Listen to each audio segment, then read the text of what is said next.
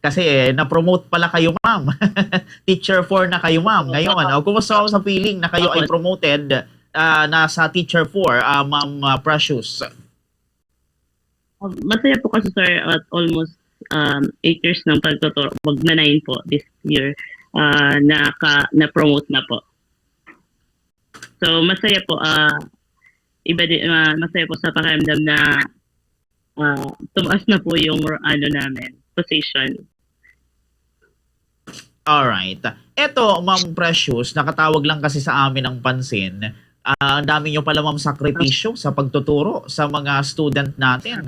Tumatawid pa kayo ng dagat para lang makapunta dun sa school kung saan kayo nakadestino. Pwede nyo bang ikwento ito sa amin, Ma'am Precious?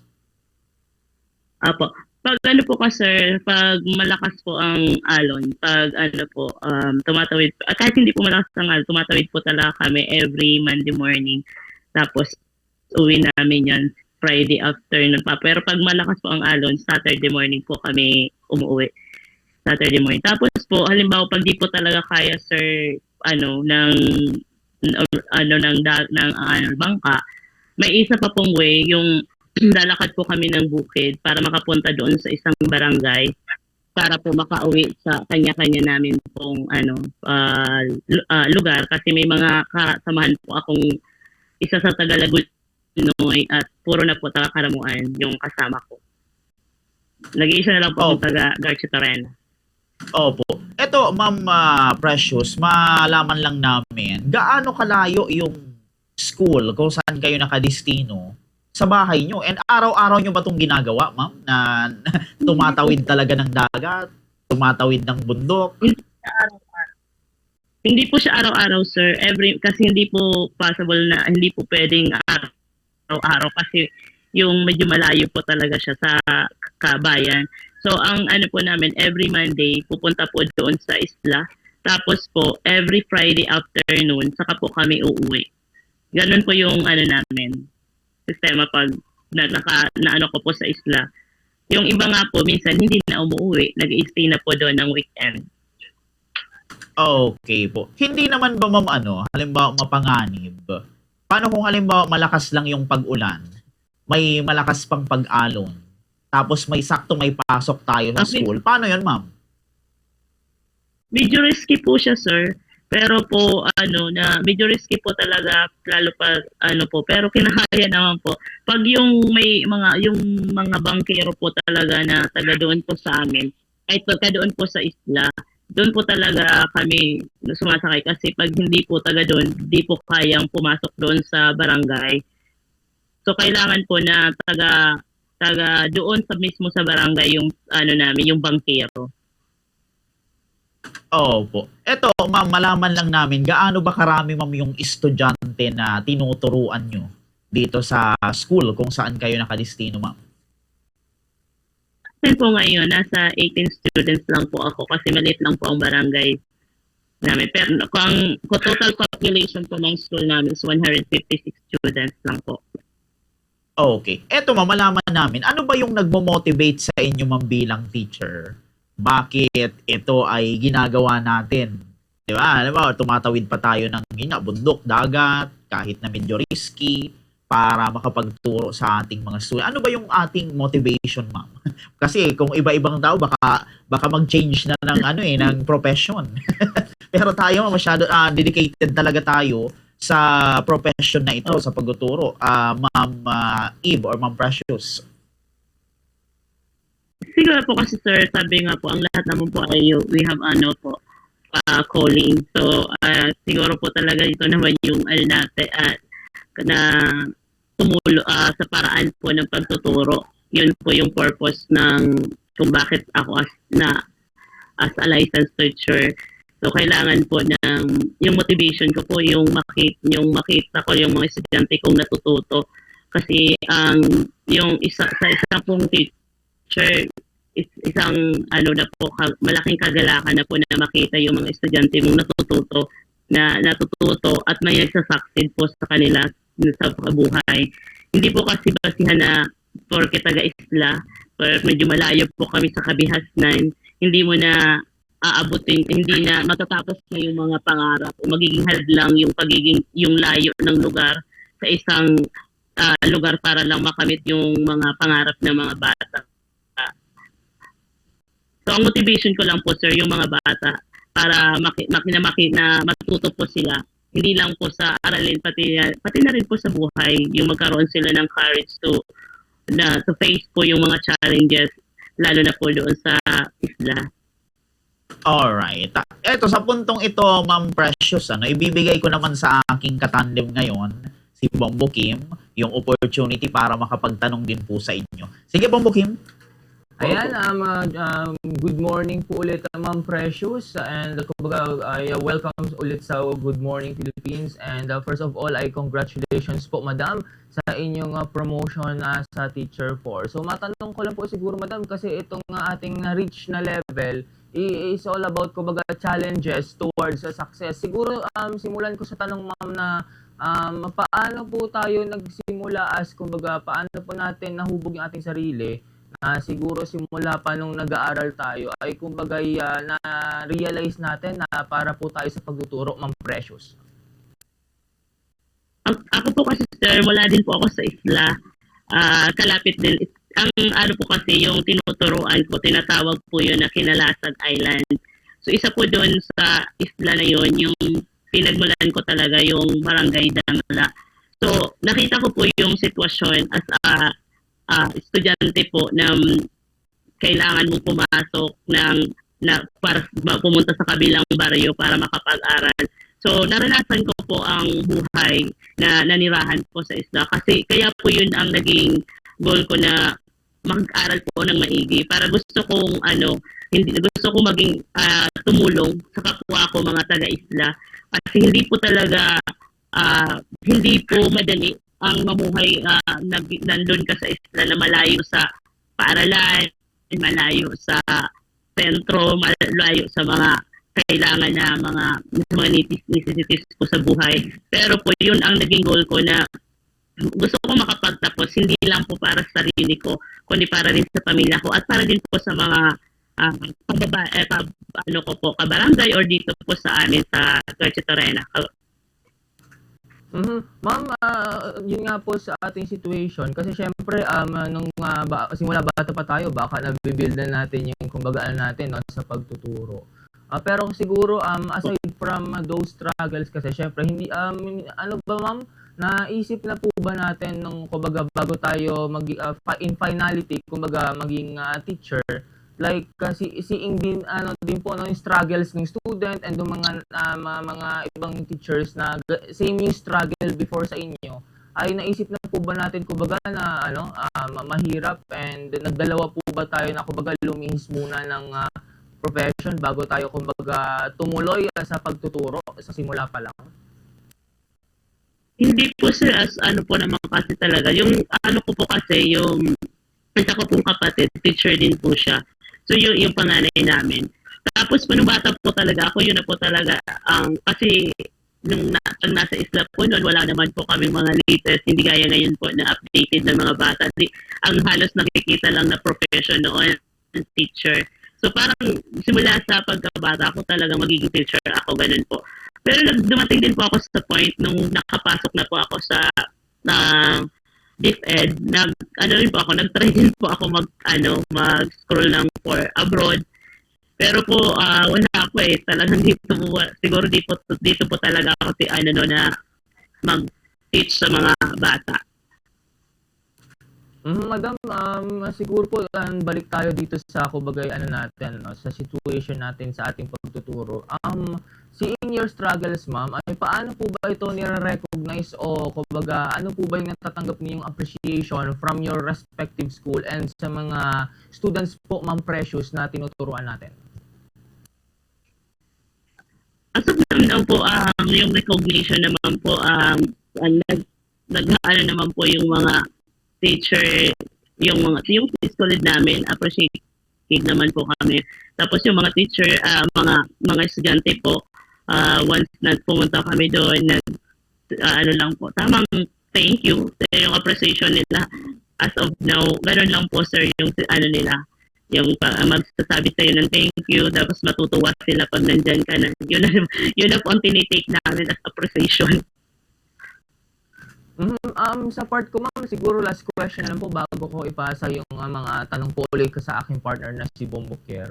Ma'am, kasi seeing siguro ng estudyante mo na ganito yung situation na baka din ganito rin naranasan nila, ano po ba yung kumbaga man ay ipapayo natin sa kanila o paano natin sila ini-inspire na kumbaga baka may mga gusto din na magturo and bumalik sa komunidad ninyo para gawin yung same struggles ninyo na para siguro kumbaga ma-motivate sila na kapag maging teacher sila someday ay mapagtagumpayan nila yung struggles na naranasan ninyo. Palagi naman po, sir, sinasabi sa mga bata na yung struggles kasama na yun sa ng buhay. Pero yung magpatuloy para abutin yung pangarap, yun po yung palagi namin sinasabi na hindi hadlang yung pagiging mahirap o hindi hadlang yung sitwasyon mo o ninyo para abutin yung pangarap. Kasi po, gaya ko po from Isla, naging po akong teacher at ngayon tumuturo. Hindi ko sinasabi na naging okay na yung buhay. Pero at least po ngayon, as of now, medyo umaangat na, nakakapunta na sa iba't ibang lugar na sariling gastos. Tapos po, yung hindi na left behind sa mga doon sa ngayon sa nangyayari dito sa at nakakamit ko na po, naabot ko na yung mga gusto kong abutin sa buhay. Ang palagi po sinasabi sa mga bata sa Isla, lalo na po sa mga tinuturuan ko na magpatuloy lang sa pag-aaral, lalo na kung may support naman po ng mga magulang. Tapos po, huwag po isipin na mahirap na ay asuko na kaagad. Kasi yung mga struggle sa buhay, kasama na po talaga yan. Ang kailangan lang kumusta naman yung take, ma'am, ng inyong mga magulang or ng inyong asawa regarding dito sa situation na ito? Hindi ba kayo, ma'am, pinigilan yung tipong ay napakadelikado nito para sa iyo, baka pwedeng mag-iba ka na lang ng ng profesyon, dito ka na lang sa bahay? Wala bang ganoon? Hindi naman ba ganoon, ma'am, yung ating na experience, ma'am Precious? Sir, at po, to clarify lang po, single pa po, sir. Okay po. Opo, paano yung mga parent natin, Ma'am Precious? Nag-aalala na naman po yung yung parents ko kasi yung mga kapatid ko. Pero po kasi na po yun na po talaga yung ko po, gusto ko talaga yung trabaho ko. Pero po pag naman po through prayers po, yung trust talaga po kay Lord yung hinahawakan po. And in-explain ko naman sa kanila na ganito na to talaga po yung situation. Tapos po naman, hindi naman sa kanila po kasi galing naman po, taga-Isla din po kami. Pero ang pagkakaiba lang po talaga, iba yung alon doon sa lugar na tinuturuan ko kaysa doon sa lugar na nilakihan po namin. Opo. Dumating ba sa point, ma'am, na na parang tawag nito, nanganib yung buhay natin dahil dito sa halimbawa, sa malakas na alon, napinsala tayo, hindi tayo nakapasok, Ma'am Precious? May experience po kami, sir, pero pauwi po kami dito sa sa bayan. Hindi po papunta doon sa school. Nawalan po kami ng timon. Tapos pumunta kami doon sa kalapit na barangay, humingi ng tulong. Pero yung ginamit na lang na ng kasama namin yung sagwan. Yun po yung experience ko. Pero may kasamahan po ako na dalawa na naka-experience po na muntik na po silang maano po sa dagat. Pero po, naman po. Pero yung isa ko pong kasama, nagkaroon nga po ng anxiety dahil doon sa pangyaring yun. Opo. Pero ito, ma'am, umabot ba sa punto na yung tipong na-feel natin na baka tumigil muna ako sa pagtuturo? Yung mga gano'n na feeling mo, yung tipong parang naapektuhan yung ating pag-iisip or momentum na kaya kung tumigil muna ako? Delikado or napakahirap. Siyempre, may mga burden pa tayo sa personal nating buhay, Ma'am Precious. Dumating ba yung mga ganong punto, ma'am? Actually po sir, dumating din sa point na na kasi means lalo na pag malakas ang alon tapos lalakad na naman kami. Kaya yung nasabi ko po kanina, nag-try po ako maghanap ng matrabahuhan sa ibang bansa. Kasi mayroon naman, lalo na pag alam nyo naman po yung minimum wage ng teacher, medyo mababa dito sa Pilipinas. So, as may maroon pa ako magulang na kailangan ng gamot. Nagkaroon po ako ng time na, dumating po ako sa point na gusto kong mag-abroad. Parang inano ko sa sarili ko na hindi talaga sapat yung kita or yung sweldo namin as a teacher. Tapos ganun pa yung situation namin na nasa isla, medyo risky. Yun po. Dumating na po ako sa point na gusto ko pong mag-ibang bansa. Alright. Opo. Tapos ito ma'am, may ilan kasi ma'am dito yung halimbawa, yung iba na teacher na may asawa and may anak.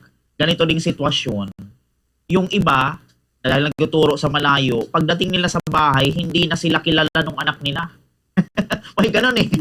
Tapos, kung halimbawa, single naman, yung iba, pag uwi nila ng bahay, galit sa kanila yung mga magulang. Yung iba, tinakwil pa. Naranasan ba natin yung ganyan, Ma'am Precious? Hindi naman po kasi naintindihan naman. Pero may kasamaan po ako na isang taon lang ang pagitan namin.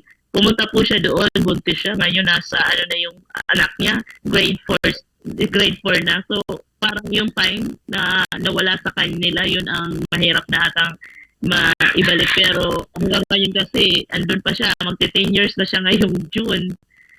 Sa akin po wala naman po. Pero sa kasamahan ko, yung talagang matagal na doon, medyo yun ang medyo makakalungkot lang na realidad na natuturo sa.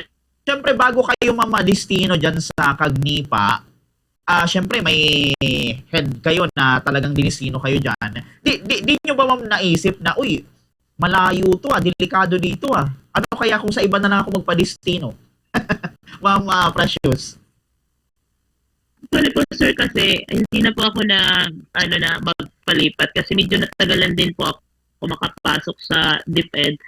Nakatatlong pa lang po ako.